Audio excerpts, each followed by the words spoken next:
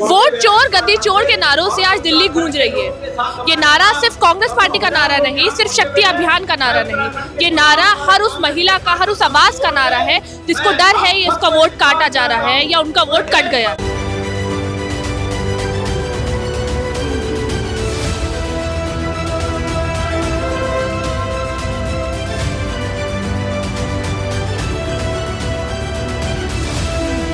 नमस्कार आप सभी को, मेरा नाम इल्मा फिरोज और शक्ति अभियान की टीम आज आई है कांग्रेस पार्टी की महारैली में। और इस महारैली में हमने महिलाओं से बात करी और महिलाओं से बात करके हम ये जानना चाहते हैं कि कैसे महिलाओं की आवाज इसमें दबाई जा रही है, कैसे वोट चोरी महिलाओं को अफेक्ट कर रही है। तो आइए सुनते हैं उन सबकी आवाज। एक रसोई में अपने घर में काम करने वाली महिला को अगर आपको आसान शब्दों में SIR समझाना है तो उसका क्या मतलब हुआ, कैसे उसकी लाइफ जो अफेक्ट होगी SIR के थ्रू। ठीक है, भारत में एक आम महिला के मुद्दे क्या हो सकते हैं?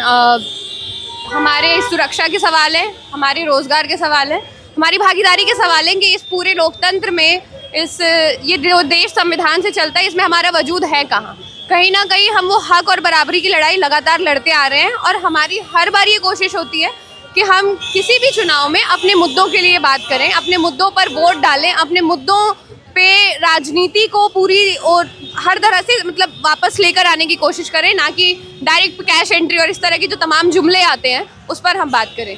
तो बतौर नागरिक हम ये हमेशा कोशिश करते आए हैं कि महिलाओं के मुद्दों पर हम वोट डालें, लेकिन जब SIR के जरिए मार्जिनलाइज महिलाओं के ही वोट बड़ी संख्या में काटे जा रहे हैं तो आप उन महिलाओं के वोट काट रहे हैं जो कि इस देश की राजनीति तय करती हैं, जो कि आपको सत्ता पे बिठाना तय करती हैं या सत्ता से हटाना तय करती हैं। तो कहीं ना कहीं SIR के जरिए इस देश में हर तरह का वो तबका जो कि कहीं ना कहीं अपने वजूद के लिए संघर्ष कर रहा हो, चाहे वो महिलाएं हो, वो दलित हो, वो आदिवासी हो, मुसलमान हो, इस देश के सभी हाशिए पर खड़े लोगों के साथ SIR के जरिए एक बहुत बड़ा अन्याय हो रहा है जो कि न सिर्फ जनता के लिए लेकिन संविधान पर भी सीधा हमला है।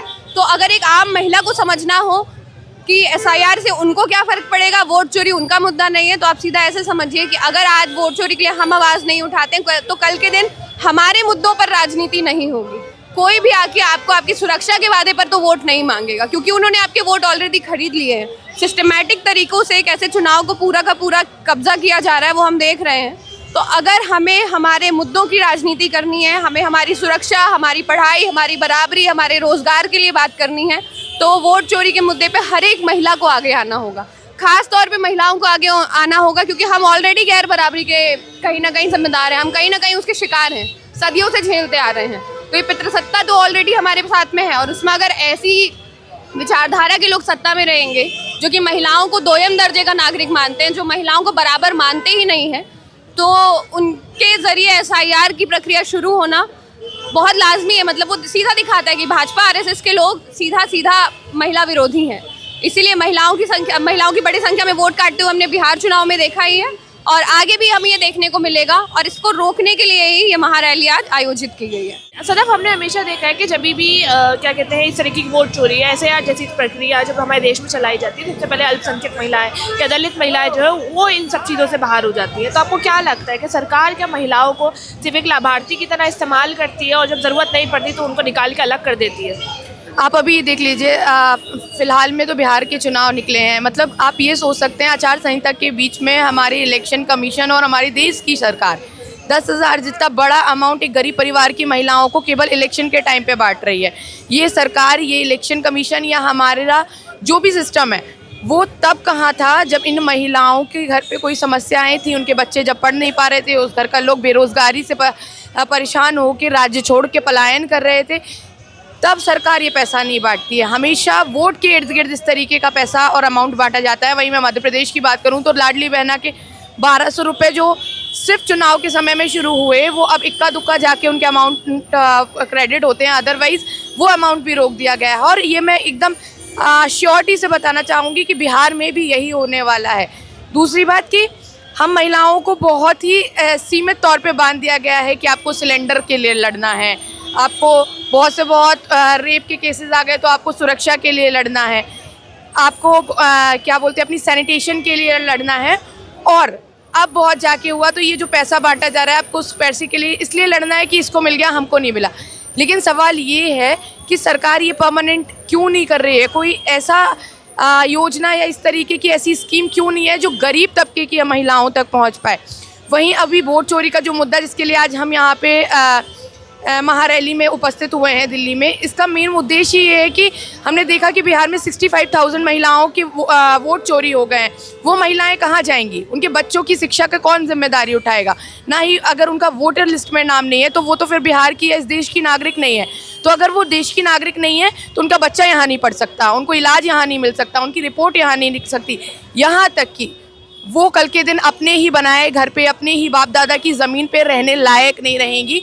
और ये एक माइनॉरिटी ओबीसी एसटी एससी को इनडायरेक्टली टारगेट कर रही है, जो सरकार 3 साल पहले 4 साल पहले नहीं कर पाई। ये वोट चोरी के माध्यम से इनडायरेक्टली हम जैसे गरीब तबकों से आने वाले लोगों को, महिलाओं को कहीं ना कहीं इस देश की आम योजनाओं से निकालने की स्कीम है, इस देश से निकालने की स्कीम है।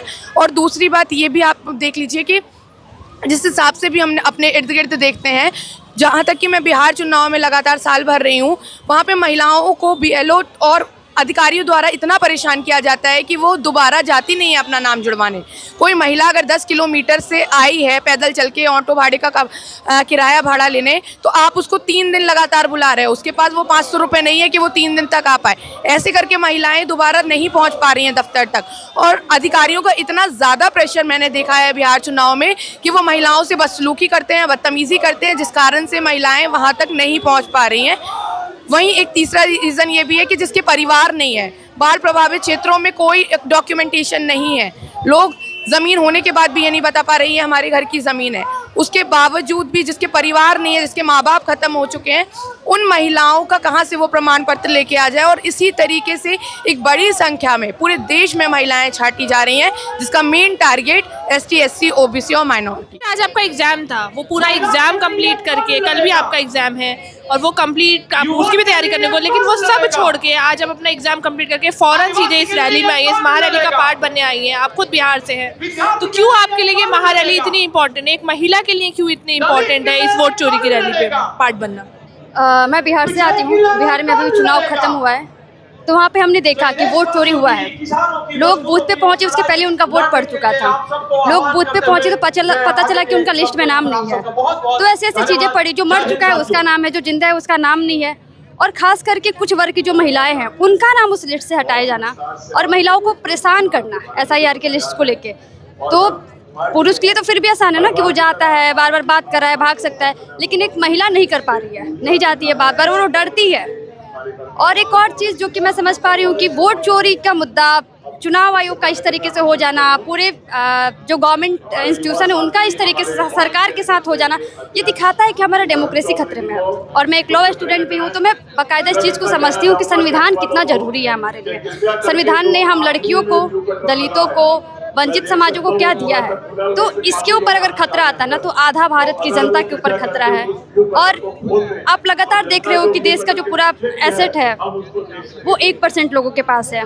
तो लगातार गरीबी, वो ये सारा जो मुद्दा है मुझे प्रभावित करता है कि इस देश में एक बहुत ही बड़ा मुद्दा है ये। और एक देश का नागरिक होने के नाते मैं राहुल गांधी के साथ हूँ, मैं कांग्रेस पार्टी के साथ हूँ। निशा, इस शक्ति अभियान के प्लेटफॉर्म के माध्यम से इस महारैली में आ जाए, आप इस देश की महिलाओं को क्या अपील करना चाहेंगी कि क्यों उनके लिए ये वोट चोरी जो है एक इम्पॉर्टेंट मुद्दा है, जहां आप देख रहे हैं कि महिलाएं जो है ऑलरेडी बढ़ती महंगाई से परेशान हैं और अब वोट चोरी से जो उनको डर सता रहा है कि उनका वोट कट जाएगा, उनका राशन कट जाएगा, उनका हक अधिकार कट जाएगा, तो महिलाओं के लिए आप क्या संदेश देना चाहती हैं कि उनको क्या करना चाहिए? सबसे पहले सभी को जय जगत। मेरा सभी महिलाओं से यही अपील है कि आप जैसे महंगाई का मुद्दा है, महंगाई पे बात करते हैं, तो हर रोज़ महिलाएं इस महंगाई से जूझ रही है, चाहे वो सब्जी हो, चाहे आटा हो, चाहे दाल हो। इसका सबसे ज़्यादा प्रभाव महिलाओं पे पड़ता है, क्योंकि वो वही उस चीज़ को अपने घर में रहती है, वही उस चीज़ का उपयोग करती हैं।